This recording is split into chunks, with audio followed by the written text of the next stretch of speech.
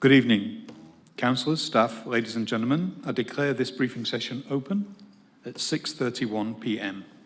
The proceedings of the briefing session are electronically recorded in accordance with Council's recording and live streaming of Council meetings council policy, except for matters of a confidential nature.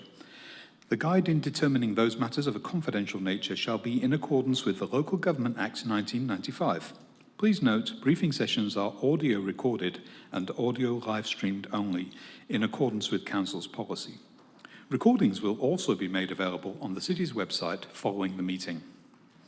The official record of the meeting will be the written minutes kept in accordance with the Local Government Act 1995 and any relevant regulations. Members of the public gallery are reminded it is a requirement under the Meeting Procedures Local Law 2013 to act in a courteous and respectful manner when in the Council chamber. You are asked to show respect to anyone who is exercising their right to ask questions of the Council and or to deliver public statements. I ask that respect extend to such people whenever they are on City premises while waiting for or having taken their opportunity to ask questions or to deliver a public statement. Under the local law, a person must not create a disturbance by interrupting or interfering with the orderly conduct of proceedings.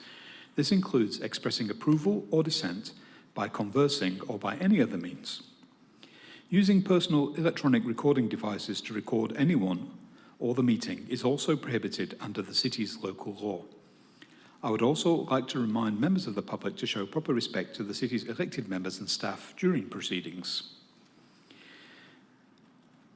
The next item of business is declarations of interest. I have before me one disclosure of interest from Director Chris Lee regarding item 11.1, petition in relation to opposing the redevelopment of Glengarry Shopping Centre. It's an interest affecting impartiality as the lead petitioner is known to Mr. Lee in a personal capacity. Elected members, are there any other declarations?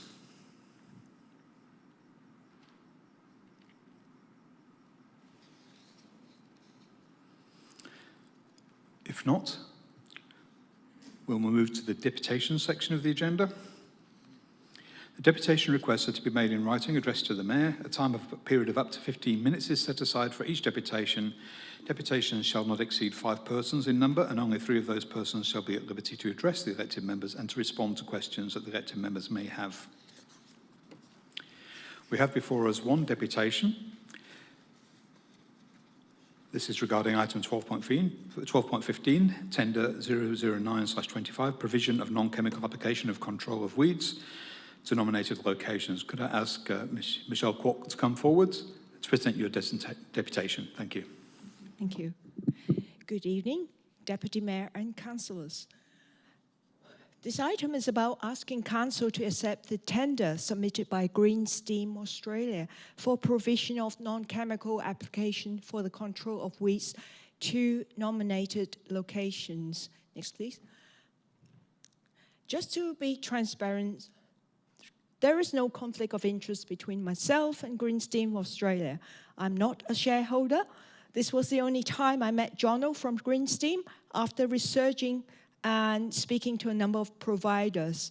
That was a stormy day to demonstrate hydrothermal weeding methods to the elected members and to the candidates of 2019 council election. Next, please. Following council's resolution to my petition, the city conducted weed trials from December 2020 to September 2021. Council resolution in December 2021 on the weed trials was for the CEO to prepare a tender for non-chemical weed control through the use of steam or steam and hot water, mechanical and hand weeding in sensitive areas such as the 50 meters around schools, within the city's play spaces, and on hard stand areas within the CBD, these 3 locations. In 2022, only 2 companies bid for it. Green Steam Australia was successful with a better score in cost and quality. This time, Green Steam was the only submission received. They have been around since 2007, providing services for the city of Fremantle, also for Stirling, Subiaco, Canning, Bassendean, Town of Vic Park, and us. Their core business function is non-chemical weed control services. The majority of the 40 staff resides in the city of Joondalup. They are an ethical company in my book. What we've noticed is that we have not made any further progress in expanding the locations in this contract. Next, please. I would like to draw attention to another council resolution 4 years ago in May 2021 in response to an AGM motion, basically to phase out glyphosate and other harmful herbicides on road reservation by December 2025. Next, please. Furthermore, from the Weed Management Plan 2022 to 32, it states that the city will continue to reduce reliance on herbicide use by increasing non-chemical weed control methods where appropriate. We have made a number of suggestions to Council through question and statement time, AGM motions and deputations, highlighting where it's appropriate to use non-chemical methods since 2019. It's not reflected on the latest contract in front of us here today. It listed exactly the same 3 locations as the last contract. Next one, please. The beauty of having this contract in place is that we are not using chemicals that are imported from China of unknown qualities, which are regulated by our federal regulator, APVMA, that does not have laboratory facilities to carry out independent testing. They assess what the applicants provided to them, and majority of the funding coming from the industry that they are supposed to regulate. If you look at the data sheet of these chemicals, a lot of long-term safety data are missing. No carcinogenic or genotoxicity testing were carried out. We should stay away from using chemical weeding methods if possible. Operators using steam still need to follow health and safety guidelines by taking out the controversial layer of bureaucracy. Next, please.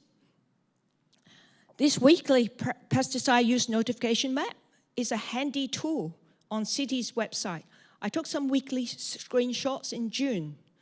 Just pay attention to the red and the blue color. Red means cancellation.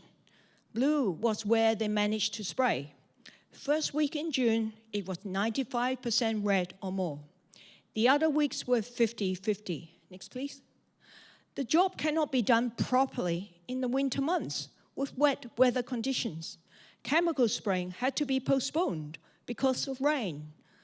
This is an obvious time of the year to transition to non-chemical weeding methods. Next, please. I've seen many times hydrothermal treatment carried out in heavy rain, and don't forget mechanical weeding and hand weeding can also be used in adverse weather conditions. In contrast, chemical for weeding should not be applied within 6 hours of rain forecast. The photo was taken in the city of Stirling. They have a 5-year glyphosate reduction plan in place to transition to 100% steam on road reservation by December 2025. They are on schedule with their plan. Next, please. Another situation to use non-chemical weeding method is also very obvious, but not many people are aware of this. This is a pre-harvest herbicide use fact sheet published by our WA Grain Research and Development Corporation. Basically, what this means is that farmers are now using these chemicals to spray their crops, not for weed control, but to kill the crops so they can harvest the seeds in a uniform manner. These chemicals do not kill seeds. Glyphosate is one of them. Glyphosate does not kill seeds. On the right, we capture some images of weeds with seed heads on. The top one is fleabane. The seeds are light and fluffy, and they could disperse a long way in the wind. The bottom one is wild oats. There have been cases of glyphosate resistance recorded, a result of chemical overuse. People asked why chemical contractor can't just pull them out while spraying, simply because it's not in the contract to do hand weeding. By removing these manually, you will be removing the seeds and the roots.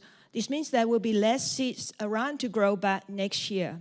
Keep using glyphosate, you will keep building up the seed bank. It's not a long-term solution.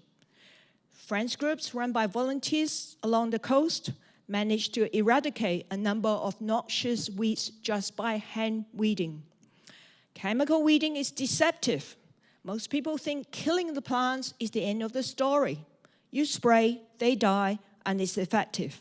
It is not, because the seed bank is in the soil. They will keep growing back. You will just keep these contractors in business forever. We should always focus on the root cause and not just keep putting Band-Aid on. We have pre-emergent chemicals that kill germinating seeds, but they hang around in the soil for months and are worse than glyphosate. Best to avoid using these altogether. As councillors, one needs to exercise precautionary principles. If there are doubts of how safe these chemicals are, use them as a last resort. Next, please. As a reminder, the city did some trials using glyphosate and metsulfuron mixture along main roads. On the north side, a lot of trees were killed. Mike Norman planted them in the mid-80s. It is not drought because the trees on the south side were healthy. He came to AGM and asked the city not to use these mixtures again. It was devastating to see the loss of old trees from chemical overuse, which can be avoided with our steam options. Next, please. There are many factors that can cause tree deaths. Trees are living organisms. They rely on microbes from healthy soil to exchange nutrients. Overuse of chemical can destroy soil organisms, reducing the vitality of the plant. Replacing these trees for $500 each is a costly exercise. Next, please. There was a council resolution in May from an AGM motion in 2024 to request a CEO to prepare a report to reduce glyphosate use over a period of time. I asked in September when this will be ready and was told it was anticipated to be presented to elected members in the fourth quarter in 24-25, which was last month. Next, please.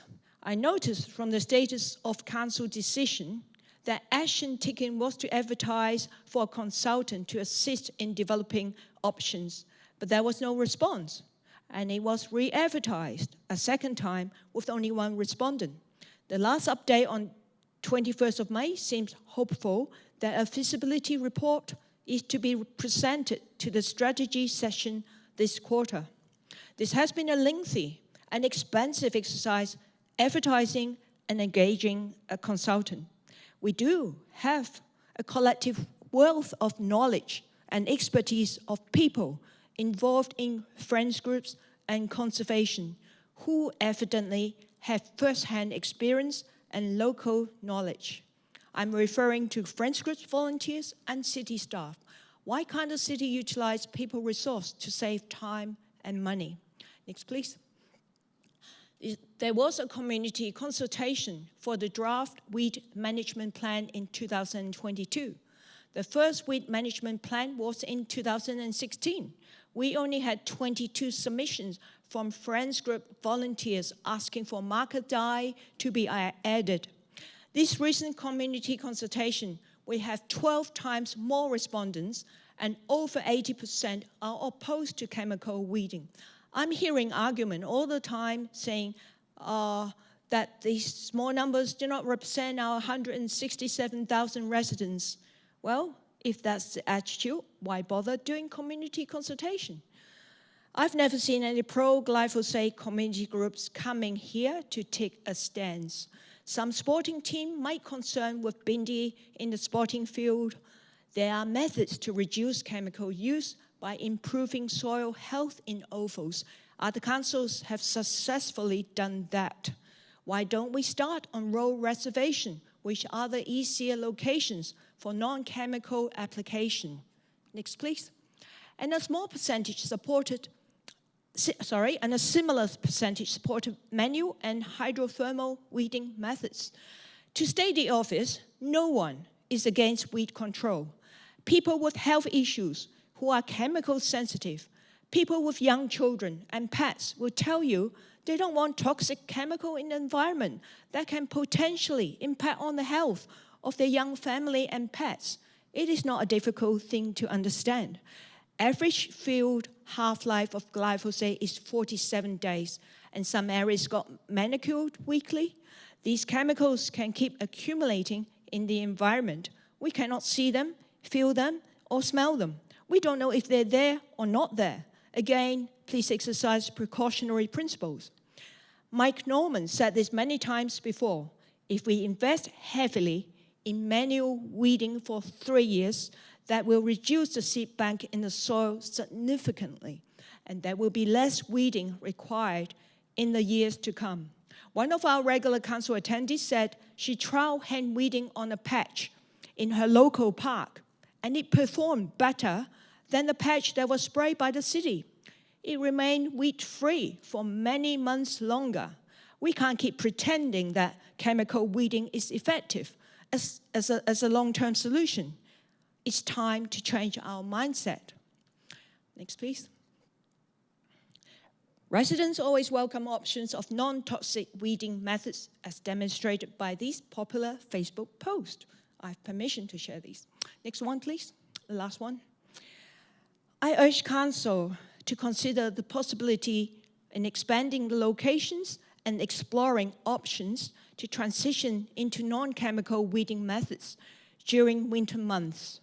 Instead of locking into the nominated locations for the next 3 years, we need to be flexible. When the report comes back from the consultant being favorable, we need to be able to expand the contract and respond. We have an opportunity to change direction now rather than keep doing the same old thing over and over again, and that doesn't make sense. That's all I have to say. Thank you. Thank you, Ms. Kwok. I do have a question myself. We've got 1 minute. During your deputation, you made reference to comment about something that we have presented at an AGM. You used the word we. I'd just like to check, because you're down as doing a deputation on your own behalf. Are you representing any group? Thank you. Hang on. Yes, when I first started my petition, I have 1,500 signatures. So there's people from all over Joondalup at the 6th Ward. And I set up a Facebook page that was 800 members on it. So can I clarify, are you representing yourself, or are you claiming to represent a group? Residents sitting here. We've not registered as a group as anyone. We'll take it as a presentation by yourself. A lot of concerned residents. We'll take it as a presentation by yourself. Thank you. We don't have any time for further questions, so thank you for your deputation. Thank you. We'll now move to public question time. There's a set of procedures relating to public question time, and I request that you follow my direction at all times. You have the opportunity to ask 2 questions and ask your questions, and your questions should be directed to myself as chair and be asked in a polite and respectful manner. Questions asked at a briefing session must relate to an item listed on the briefing session agenda. Please state your name and address for the public record. I have before me a register of public question time with nobody having registered, so I'll just give an opportunity. Are there any members of the public in the gallery wishing to ask a question? Yes, please come forward and state your name and address for the record. Good evening, Bettina Gould, 12 Shellwater Parkway, Iluka. Just want to say too, thank you, Michelle. That was no, thank you. Could you just ask your questions, please? Questions. My question relates to also what Michelle just did, which I think was excellent. Please just ask your question. Okay. Can the city please advise why the opportunity was not taken to expand the scope of non-chemical weeding methods with the Green Steam people? It was obviously you were happy with the work that they're doing. Okay, thank you. Director Claassen. Thank you, and through you, Mr. Deputy Mayor. The council's position was to advertise for those specific positions and also request us to develop a position to phase out glyphosate. That the process to develop that position, as alluded to in the presentation, we've advertised, didn't get any responses. We then advertised again, we've got 1 consultant, and through that process we will identify if there are any opportunities to expand and the likely cost and options through that process. So it's not sort of stuck in Sorry, stone. do you have a second question? Yes, okay. So that is not sort of stuck in stone what you've got at the moment? Is it open to expand that particular contract? From what I read, it seemed that it was just going to be the same that they've been doing the last time? How would you see Thank you, us Director moving Carson. That's the second forward? question. Yeah, okay, no need to interrupt. Excuse It's me, getting there. excuse me, to follow my direction. Thank you, Director Carson. Through you, Mr. Deputy Mayor, the contract is for the specific locations. What I've indicated is that the city is developing an option through a consultant to look at what options might be available. And we'll look at the provisions of the contract, if the contract can be varied at that time, or if we should re-tender the position. Thank you, Mr. Glasson, I appreciate that. Thank you. Any other members of the public wishing to ask questions during public question time? If not, I will declare public question time closed. We'll now move on to public statement time. There's a set of procedures relating to public statement time, and I request that you follow my direction at all times. You're able to make a statement for up to 2 minutes, and your statement should be directed to myself as chair and be polite and respectful. No questions or discussion will occur at the end of your statement. Statements made at a briefing session must relate to an item listed on the briefing session agenda. Please come forward and state your name and address for the public record. I have before me a register, and we have Mrs. Linda Crawford. Please come forward, state your name and address for the record. Good evening, Linda Crawford, Goron Road, Duncraig. Good evening, Deputy Mayor and councillors. My statement's a little different tonight. It's ad hoc. It's a personal statement just on some feelings towards the spraying and the glyphosate, just from a personal perspective. I've been a resident of Joondalup since 2001. I love living in Joondalup, and I think council do a great job keeping it as a really beautiful area. What I would say, because I have studied a lot in health, it's an interest of mine, I have a lot of concerns around the use of glyphosate on health, and as a result I have a 19-year-old girl who has never had socks off in a park. I think that's sad. She's never picked daisies from the sidewalk like I used to as a child, because I know what's sprayed. And I'm a dog lover. I've always had dogs ever since we moved in. I constantly have to navigate my walks around where they're spraying. And I do have concerns. I avoid parks, so my dogs don't get to go to the park very often because I know how often they're sprayed. It concerns me, so I tend to stick to the path, which I think is sad for them. And we have to maintain a lovely big patch of grass at home so that I can do my grounding and get my bare feet on the grass. So I think it's a little bit of a sad state of affairs, because we do live in a beautiful place and chemicals are really overtaking. So I would encourage you to, where we can, transition away to non-chemical methods. And I would much rather my rates go towards that kind of thing than other things like the net zero targets. I do sort of really feel that we can be environmental stewards, and this is one way that we can do it. Thank you. Thank you for your statements. Are there any other members of the public wishing to make a public statement? Yes, come forward, Ms. Gould. State your name and address for the public record.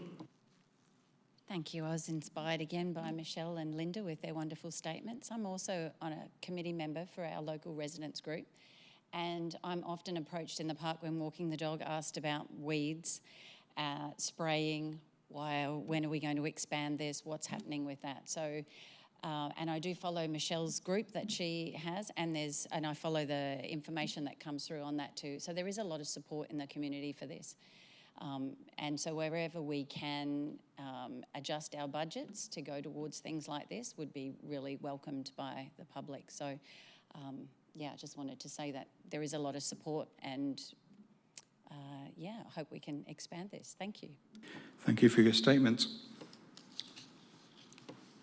Given that there are no other members of the public in the gallery who haven't made a deputation or a public statement, I'll declare public statement time closed. We now move on to apologies and leave of absence. We have leave of absence from Councillor Hamilton Prime, Councillor Kingston, Councillor O'Neill and Councillor Rafters. We also have an apology from Mayor Albert Jacob. Elected members, are there any other leaves of absence being requested? Councillor Jones. Thank you. 27th of July to the 7th of August inclusive, please. Thank you. Any other elected members? Councillor May. 29th of August inclusive. Could you just repeat that, please? Sorry, 29th of August inclusive. Thank you. Any other elected members requesting a leave of absence? Thank you. Any requests will be listed in the agenda for the council meeting to be held on Tuesday, the 22nd of July, 2025.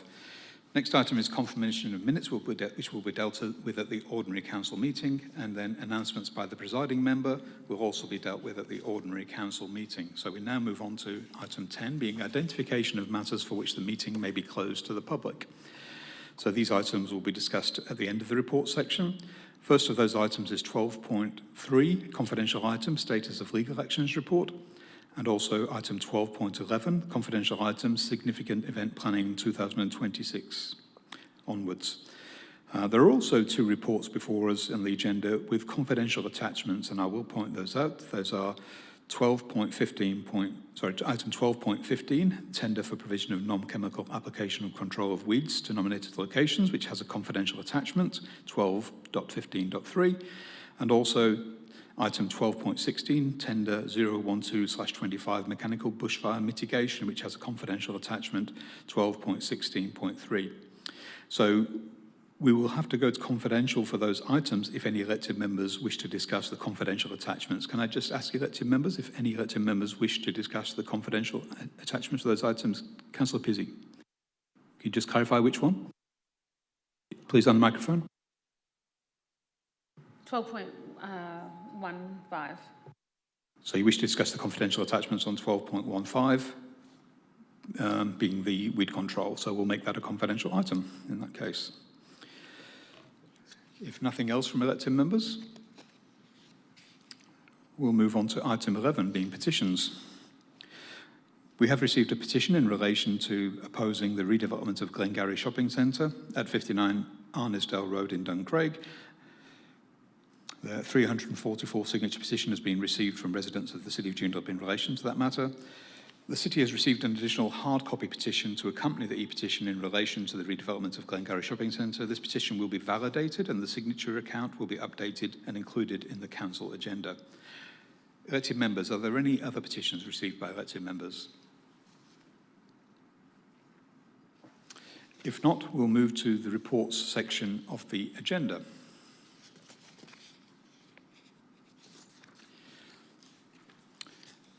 I will intend to just run through the items on the agenda in order and saving the confidential items till the end. We'll start with item 12.1, developments and subdivision applications. Elected members, any questions on this item?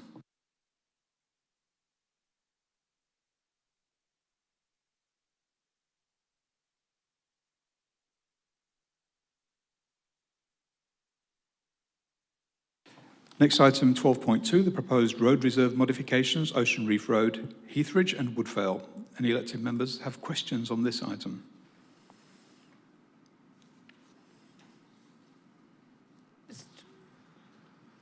Councillor Pizzey. Just a question.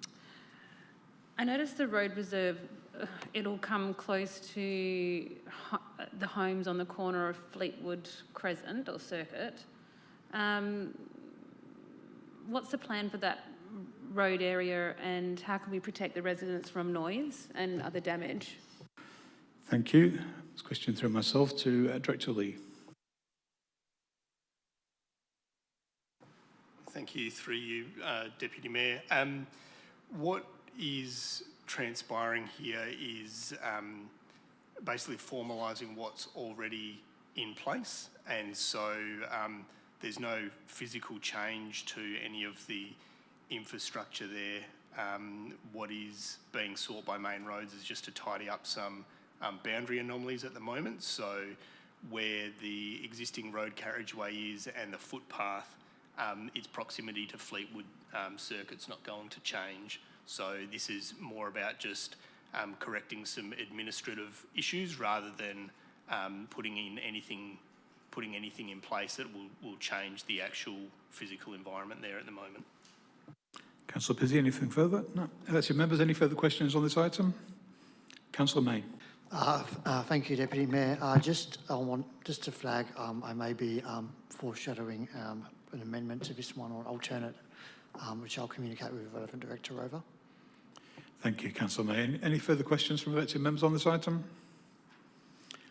If not, we'll move to item 12.4, appointment of representatives to regional councils and Wagga North Metropolitan Zone, when to consider. Elected members, any questions on this item? If not, we'll move to item 12.5, status of council decisions, July 2025. Elected members, any questions on this item?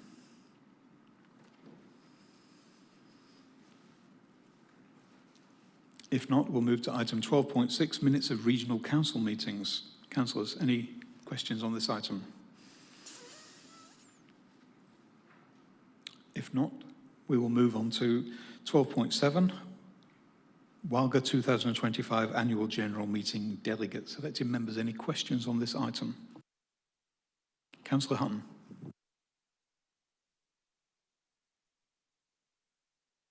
Do you have a question, Councillor Hutton?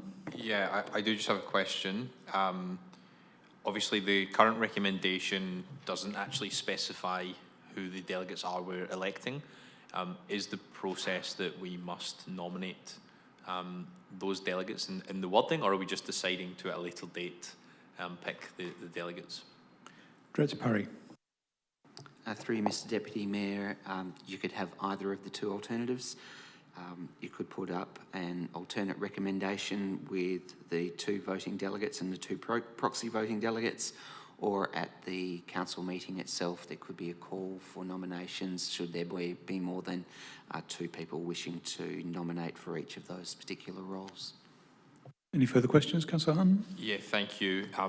Not having had time to discuss this with other councillors, I will just request that a recommendation be drafted similar to last year, which I believe had myself as the Wagga State Councillor, the Mayor as the main delegates, and then I think the deputy delegates was Councillor Fishwick, and I'm not sure who the 4th one was, but if a similar recommendation could be drafted, that would be appreciated. Yes, if you liaise with fellow elected members and with Director Parry on that, that would be good. Thank you. No further questions? Any? Councillor Pizzey. In giving what Councillor Hutton has just said, are we able to draft, I don't know how this works now, if it has to be foreshadowed or not, that we actually vote on who is the delegation to vote for us at the meeting? I would like that drawn up, please. Director Parry. Through Mr. Deputy Mayor, a vote will need to be undertaken at the council meeting in any case, and it depends on who has nominated for those particular roles. So each elected member will get to vote on who are the city's representatives for the AGM. Any further questions, Councillor Pizzey? Any other elected members wishing to ask questions on this item? If not, we'll move on to item 12.8, being elected member training and development schedule. Elected members, any questions on this item?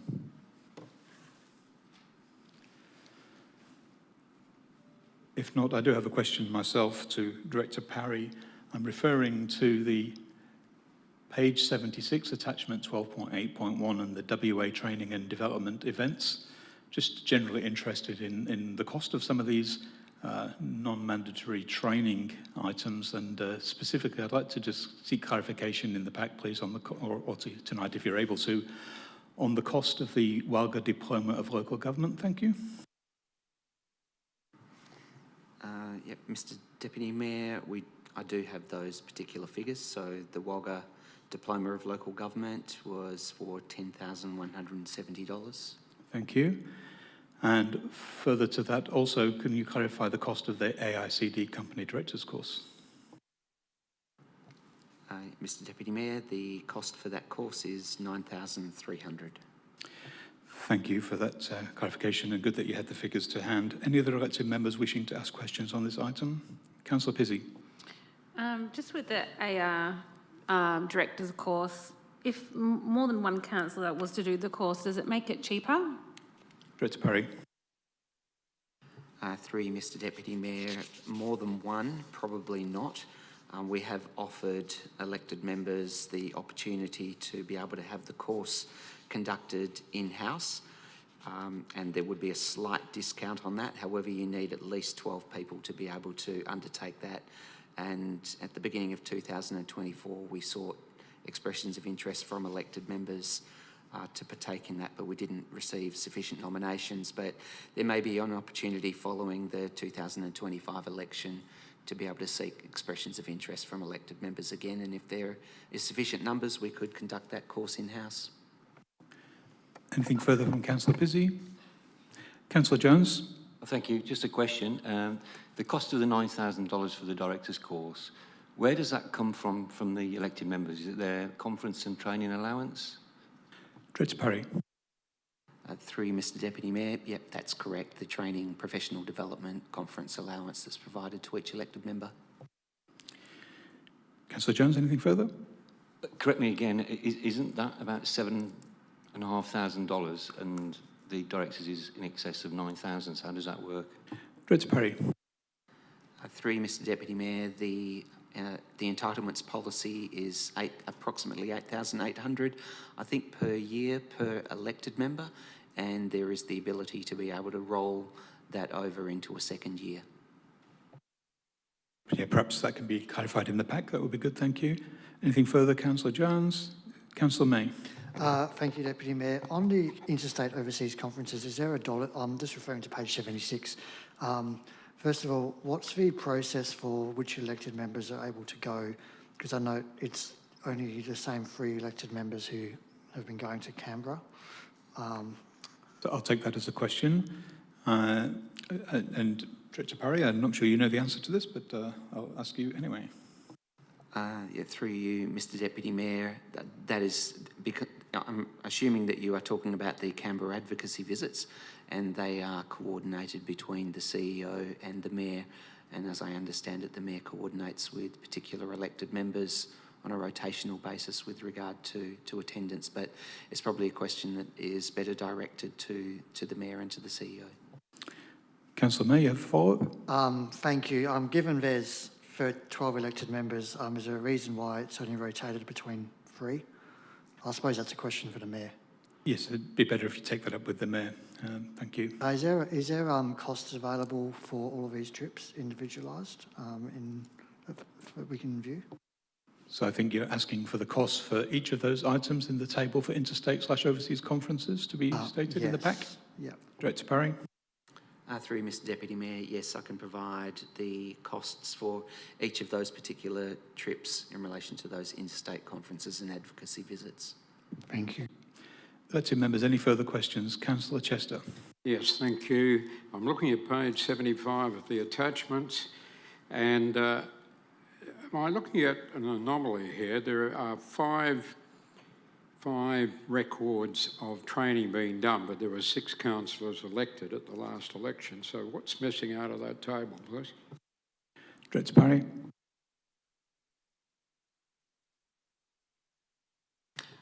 Through you, Mr Deputy Mayor, as you can see from the asterisks down below, if you had completed the course in following the 2019 election, there wasn't a requirement to undertake the mandatory training again. So one elected member decided not to pursue that training. Thank you. Any further questions from elected members on this item? Councillor Hutton. Yeah, I'm just wondering if the director could provide clarity. There was reference before to the AICD company director course that a memo went out to councillors requesting interest in partaking in that course, and there wasn't enough interest. I'm curious whether anyone has since taken that course but did not actually express interest at the time when the most cost-effective option was available. Director Parry.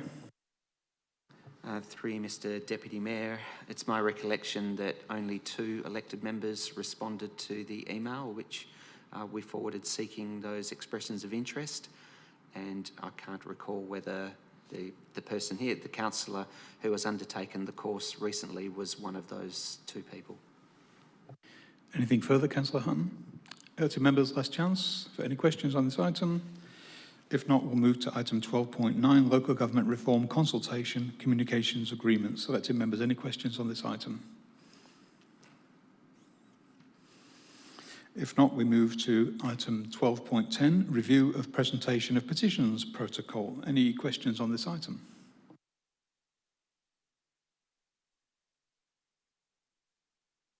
If not, we'll move on to item 12.12, list of payments made during the month of May 2025. Any questions on this item? Councillor Chester. Yes, thank you. I have a few, if you bear with me.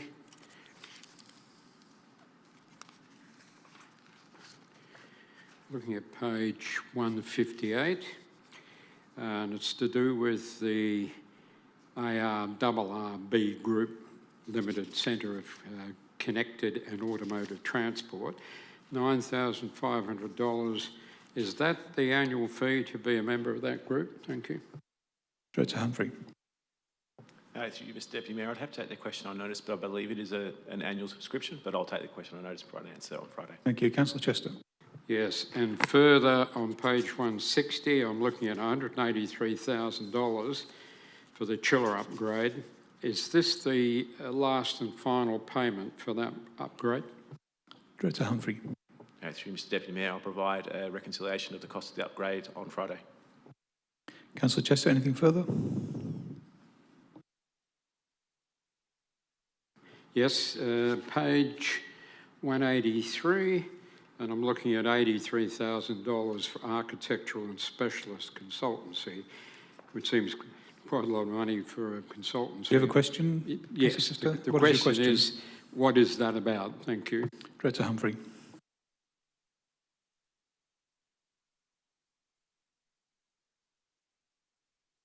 Through Mr Deputy Mayor, I'll have to take the question on notice and provide an answer on Friday. Thank you, Councillor Chester. Any further questions? Any other elected members with questions on this item? If not, we'll move on to item 12.13, financial activity statement for May 2025. Elected members, any questions on this item?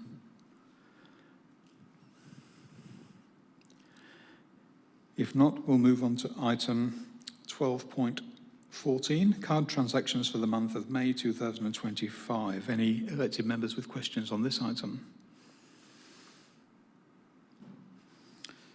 If not, we'll move on to item 12.16, bearing in mind that we're not asking questions on the confidential attachment. This is tender 01225 mechanical bushfire mitigation, fire breaks and fuel load reduction. Councillors, any questions on this item?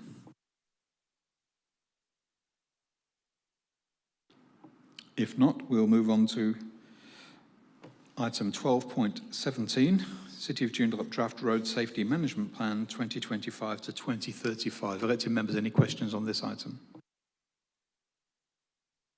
If not, I will just ask a question myself. And note that Acting Director is Mr. Furtz. For this item, my question is relating to e-ridables, and I have reviewed the Draft Road Safety Management Plan and noticed that there's no mention of e-ridables. Can I just seek clarification on why the City is not addressing that in this document? Thank you.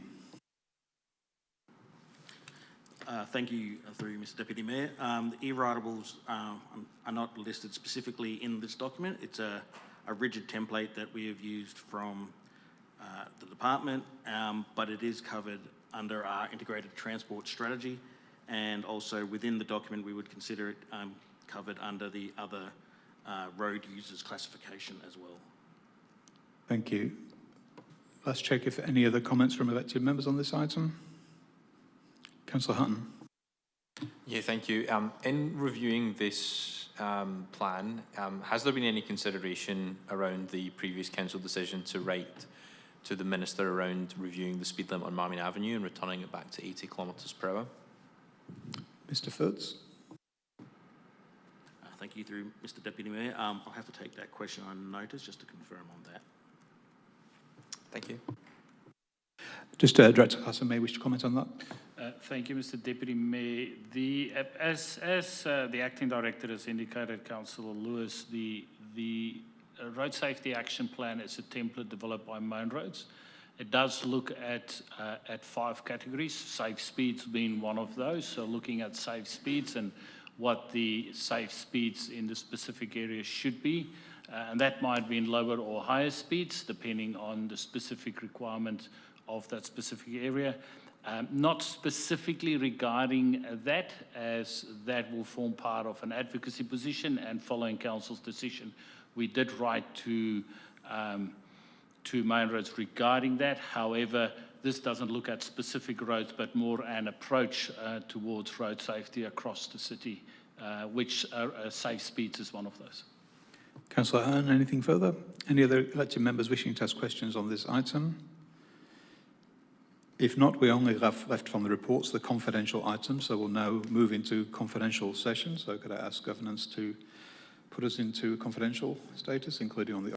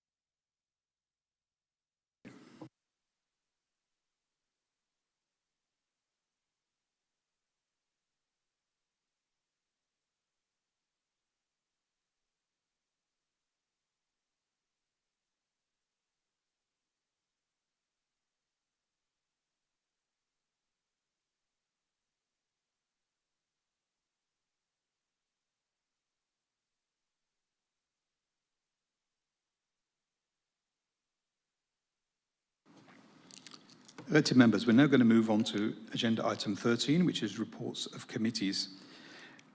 Mr. Acting CEO, any further reports from committees? At that stage, none, Mr. Deputy Mayor. Thank you, Mr. Acting CEO. We now move on to reports of Chief Executive Officer, or in fact, the Acting CEO. Any reports from the Acting CEO? Through Mr. Deputy Mayor, I can advise that there are 2 reports that will be listed at this stage in the Council agenda for the meeting to be held on the 22nd of July. Those 2 reports being Tender 004/25, Provision of Landscape and Irrigation Maintenance Services, Burns Beach Estate, and number 2, Tender 005/25, Provision of Landscape and Irrigation Maintenance Services, Harbour Rise Estate. Thank you. Thank you, Mr. Acting CEO. And just for the benefit of elected members, that relates to the landscaping services and irrigation for the SAR areas, or 2 of the SAR areas. We'll now move on to item 15, urgent business, which will be dealt with at ordinary council meeting on Tuesday, 22nd of July. We'll then move on to item 16, motions of which previous notice has been given. There has been 1 notice of motion included in the briefing session agenda. Notice of motion number 1 from Councillor Daniel Kingston, elected member dinners and elected members entitlements, council policy. Are there any elected members who wish to flag their intent to raise a notice of motion for the next council meeting?